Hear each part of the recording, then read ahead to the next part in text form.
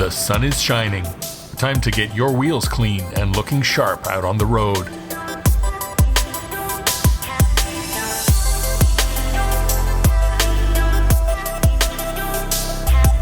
But before making them shine, you want to make sure things are running right under the hood.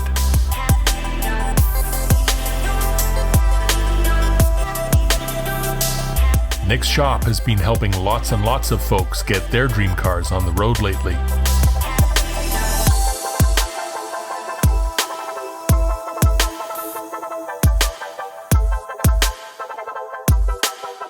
From nice old Camaros and Firebirds, all the way to one-of-a-kind builds like this incredible Mad Max Interceptor that Chris has been creating out of a Ford Torino, sheet metal, and a whole lot of willpower.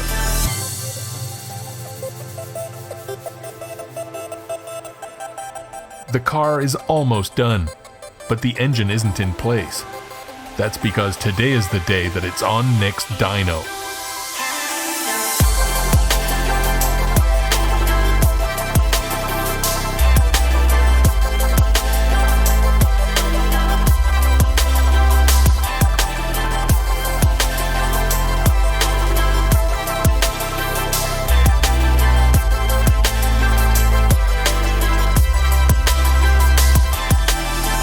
Last night I was here with Christian putting the engine on the dynamometer, and we wanted to start her up and breaking the cam, and here he is, he's with us. Christian, good morning. Yeah, morning. Let me ask you, remember what we went through last night? Yes. You know, I haven't built too many Cleveland motors, but years ago I built another Cleveland engine for another customer of mine. I built it, I put it on the dynamometer, I took his distributor, his ignition coil, and they came running. It was running on the car, so I put it on the dyno the way it came off the car. And then I tried to get it started on the dynamometer and I couldn't get it started. And I was fighting back and forth, checking ignition and this and that. And I noticed the spark would go on and off, on and off. And eventually, I damaged the camshaft on that Cleveland, and it didn't break in well because it took me a long time to get it started. So last night I was telling Christian, here it is now, I got another Cleveland, and I wanted to keep it simple. I took the coil that came from his car that was running, it was good. And because his distributor was damaged and seized, here, let me just pull it out. Right here, you see, this is his original distributor that came out of the car. But it was seized inside the block. So we had to force it out and broke the casing, right? So what do? I bought a rebuild distributor to keep it simple for Christian, because we're not looking for crazy power here. It's a cruising car, it's a show car. So I bought the simple distributor, rebuilt from the manufacturer, put it in here, and got the engine running, and we only had it running for how long? About a minute. Just a minute. And with my luck, again, on a Cleveland. I go, here we go again, a spark issue. I said, oh no, I don't want to do it again and damage the camshaft. Oh, here we go again. So after we put it on, we figured out the distributor was no good. We changed coils also. Eventually, it was not the coil. I mean, it was Friday night, it was late, Nick was tired, everybody had left, everyone was telling Nick to give up. Yeah, Nick just wouldn't give up. I wasn't feeling great either. And Nick said, hold on a second. He walked out and I just started cleaning up. I thought, that's it. And he came back with this 40-year-old distributor, which I have no idea where you are. Yeah, and I thought of it last night because I had it buried in my old stock. I said to Christian, no, if I find it, let's try it. I had another customer of mine, or a good friend of mine, he has a Boss 351 Mustang, and he went to electronics on his engine and to a big block on his Mustang. So I kept this old distributor, which is this one right here. See, it's a dual point, rusted distributor that I had for 40 years in storage. Now I knew this distributor was running on this car. So all I did was put it back in here after I found it. I don't know, it was a miracle after 40 years. Even my brother was surprised I had it for so long. I never sold it. And here it is, eventually on a Friday night, 8 o'clock at night, you need a part. And my brothers asked me to go home and take a break, Nick. And I said, no. I want to get this motor running. And I told Christian, we're here tonight, we're gonna get it running. So I found the distributor, I put it in, timed it, bang, the motor started, ran, we broke in the cam, and here we are today, we're gonna make some tests.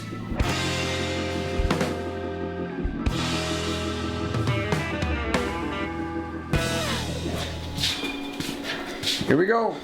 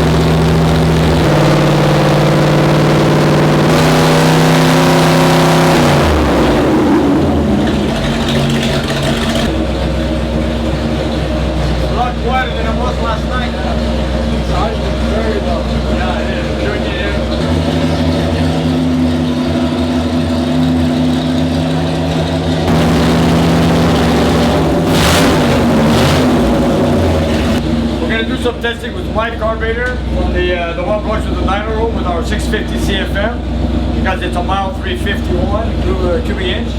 And later on, we're gonna, if I get a chance, or maybe Monday, I'm gonna put his Harley carburetor on it, tune it on the dyno before we install it in the car. So for now, we're gonna do testing with the 650 that belongs to the dyno room.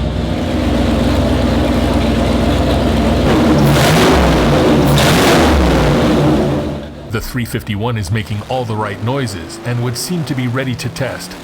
But Nick sees something he doesn't like.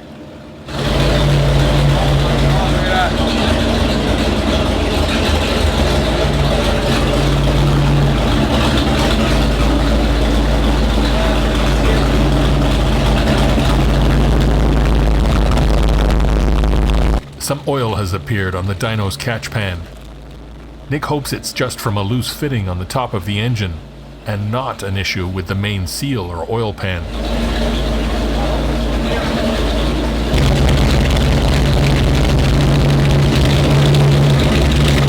We're gonna find out. We're gonna make a few tests. Wow. That's the boiling test.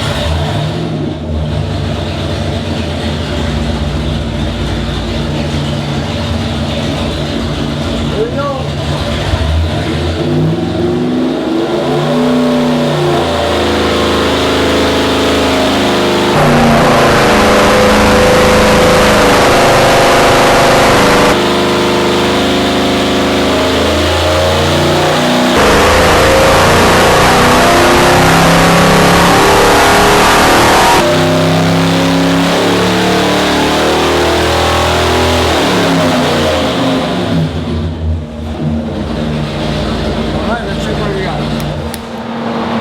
This is a 300 horsepower engine. We just did our first test. Let's go see what we got. Wow. No way. Yeah, not bad, eh? 351. We pulled up 351.5 horsepower at 4,900 RPMs. Not bad for a 351. Well, it's our first test. We're going to do some more testing. Our goal was to go over 300 horsepower. This is what it is from the factory. So let's go further on and see what we can get maxed out. 351. That was a 5,000. I'd like to know what happened with that oil leak. What happened there, man? I think it's probably just a seal. I don't know, but look. Look. But that's where it seems to be coming out of.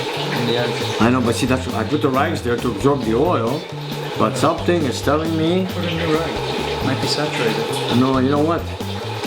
That's a lot of oil. Let me clean it. That's a lot of oil. The first pull makes more power than Chris was expecting.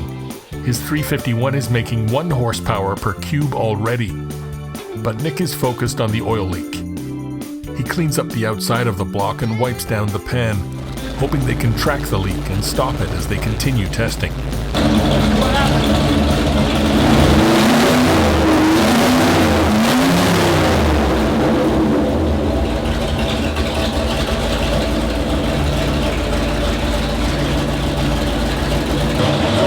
We're going to make another test back to back to see if any states come out anymore from the rear seal.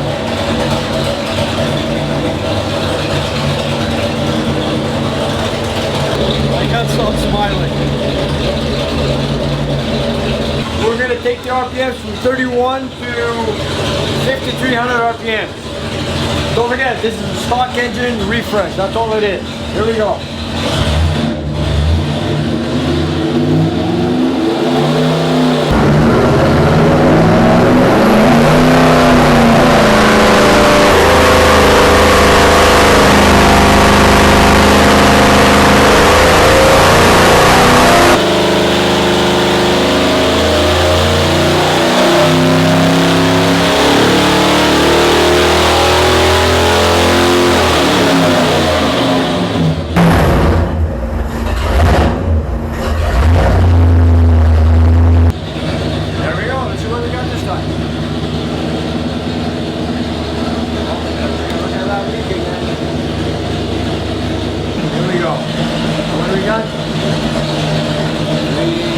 Back here, 352.5 at the 100 RPM. Our torque is 392.9 at 3,800.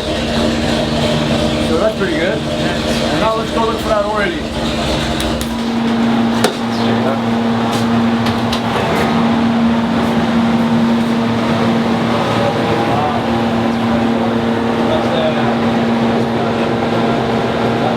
No, it's not from here. Not from here. Wow.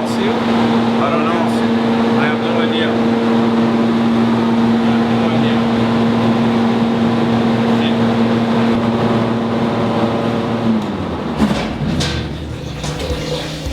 We have something leaking in the back. We got an oil stain. I presume it's the rear seal, rear pan gasket, or maybe the plug behind the cam. I'm not sure, but you know what? I'm gonna take out the Dyno and take a look at it. No, that's no good. That is no good. One good news is, I'm sure we have no issue with the cam. Camshaft broke in pretty good, or else we won't be making this kind of horsepower. So we're pretty good with the camshaft. So that's off the list. Now we have an issue, the oil leak. Wow. Here we go, let's take a look. Yeah, it's right in the corner. God, where is it coming from? Yeah, you're right. Something is leaking in the scatter shield. Let's take a look. Where is it coming from? That's strange. Could it be the cam button? No.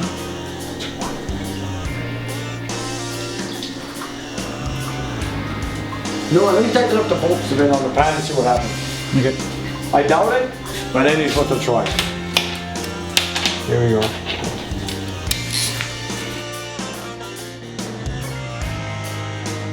We have an electronic distributor coming in next week, so we're gonna redo our test again next week when we get a chance.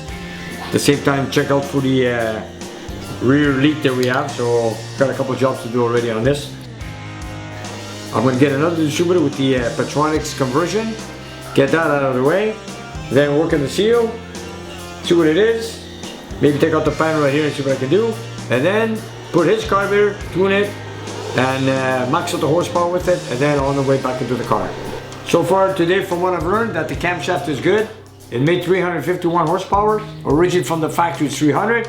Anyways, I got 350, my customer's happy. I'm sure the cam is in good shape. I'm gonna remove the valve covers after just to make sure, but we got 50 horsepower over stock, so I'm sure the cam is working. The only thing is, I'm gonna have to fix that seal, rear leak there, tune this carburetor, and everything goes well, and it's on to the car. We got more on the Mad Max coming up in the future. After this is installed, we're gonna take it for a long drive. It's time to have some fun with this car. This could be an adventure. It's the only Mad Max car in Quebec.